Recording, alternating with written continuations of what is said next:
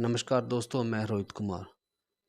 हमारे खास कार्यक्रम में स्वस्थ ही जीवन में आप सबका स्वागत है। मेरे साथ मौजूद है डॉक्टर शिव सचदेवा जी और हमारे चैनल में आपका बहुत बहुत स्वागत है। Thank you very much.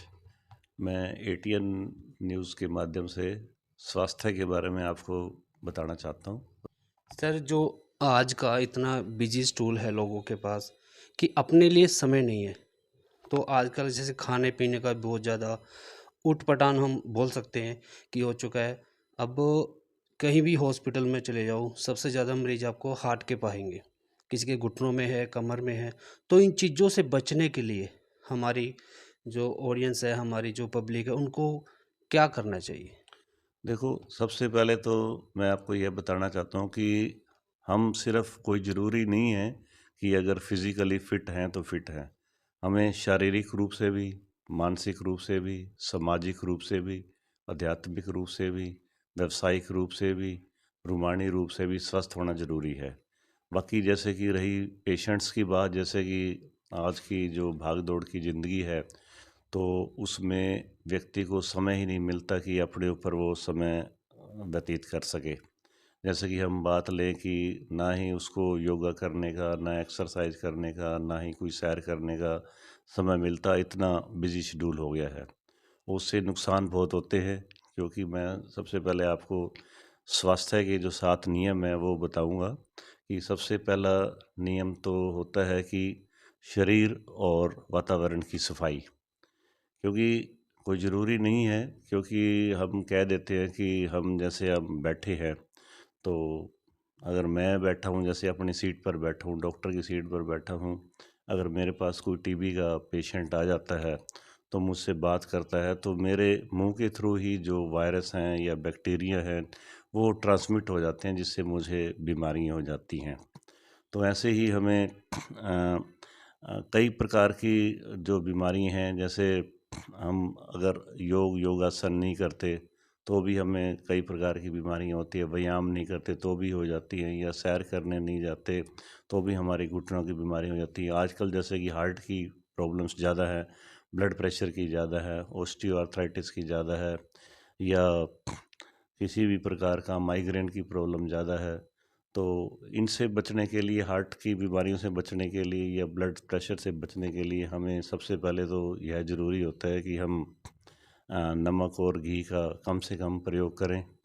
और उसके बाद जैसे कि हम योग और योगासन करें, और शुद्ध और सात्विक आहार लें, क्योंकि आजकल हमारा आहार ही ऐसा है। जैसे कि हम फास्ट फूड का सेवन करते हैं, तो फास्ट फूड से तो हमारे जो पेय पदार्थ लेते हैं, जैसे कैंपा है या पेप्सी है, सारा कुछ जैसे है चीनी के रूप में सारा कुछ चला जाता है, रासायनिक पदार्थ सारे चले जाते हैं। इसी प्रकार फास्ट फूड में जैसे बर्गर है, पिज़्ज़ा है, इस प्रकार की चीज़ें हैं, उसमें कई प्रकार के रंग होते हैं और कई प्रकार के ऐसे रसायन होते हैं जो हमारे शरीर को भी नुकसान करते हैं, और हमारी जो आंतड़ियों में वो चिपक कर बहुत ही ज़्यादा हमारे शरीर को नुकसान पहुंचाते हैं। दूसरा, हमें एक सकारात्मक विचार रखना हमारे लिए बहुत ज़्यादा ज़रूरी है। पॉजिटिव थिंकिंग अगर हमारी होगी तो हम और भी ज़्यादा स्वस्थ रह सकते हैं। और जो गहरी और संतुलित निद्रा होनी भी हमारे लिए बहुत ज़्यादा ज़रूरी हाँ, है। मैं इस टॉपिक पे आपको सॉरी रोकना चाहूँगा। अब बात आ जाती है निंद्रा की।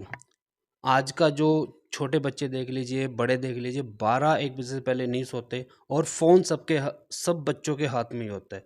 तो इससे कितना हमारे शरीर में असर पड़ता है?